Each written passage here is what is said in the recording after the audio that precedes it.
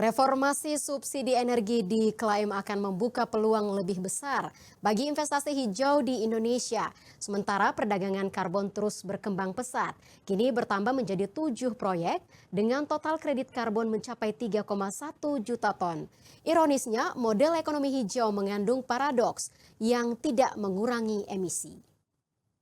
Berbicara di Forum Kabar Bursa Economic Insight 2025, Penasehat Khusus Presiden Bidang Ekonomi dan Pembangunan Nasional, Bambang Sumantri Brojonegoro, menyoroti pentingnya reformasi subsidi energi untuk membuka peluang lebih besar bagi investasi hijau di Indonesia. Sebab menurutnya alokasi subsidi energi untuk energi terbarukan akan menciptakan insentif lebih kuat bagi investor di sektor hijau. Walau ekonomi hijau atau green economy belum menjadi arus utama, ekonomi hijau masih memiliki prospek cerah di Indonesia.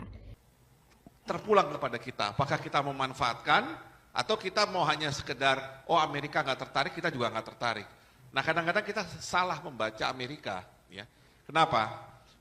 Trump boleh saja bilang bahwa dia menarik diri dari Paris Agreement.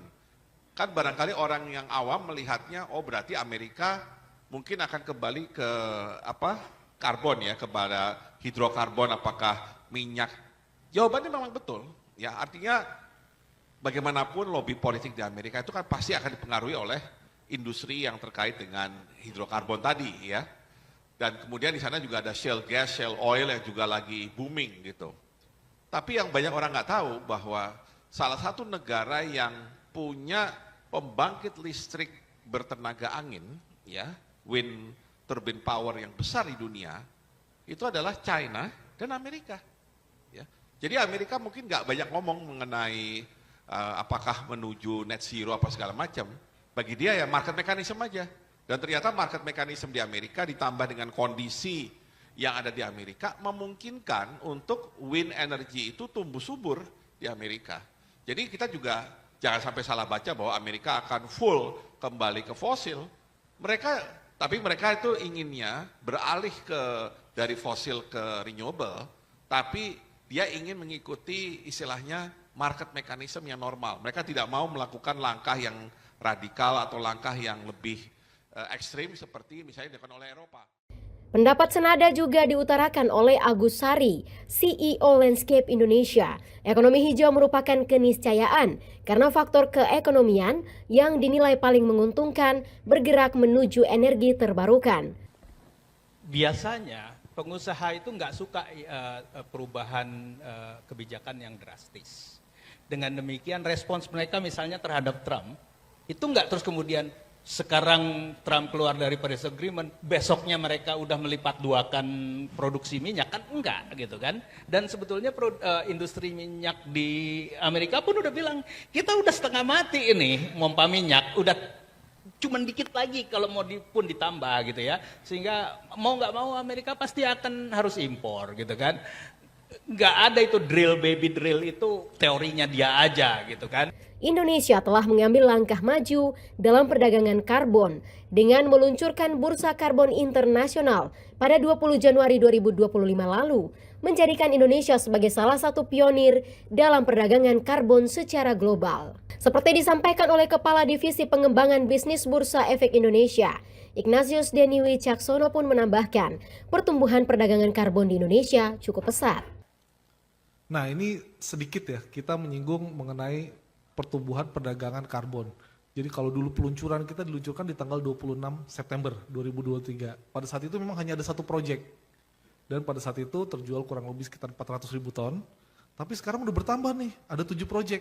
Artinya apa? 7 proyek ini adalah perusahaan-perusahaan atau pihak-pihak yang membuat pembangkit pada saat ini ya. Pembangkit bukan coal gitu kan.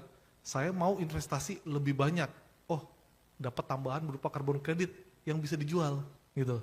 Sekarang udah ada sekitar 3,1 juta ton yang sudah diterbitkan karbon kreditnya. Dan yang sudah dibeli itu sekitar 1,5 juta ton. Namun di sisi lain, ekonom Universitas Indonesia Nina Sapti Triaswati mengingatkan, skema perdagangan karbon berpotensi menimbulkan permasalahan serius jika tidak dikelola dengan transparan dan akurat. Ia menyoroti prinsip dasar dari karbon kredit, beresiko membuat perusahaan yang membeli kredit karbon merasa sudah menebus dosa emisinya, walau secara real tingkat polusi tidak berkurang.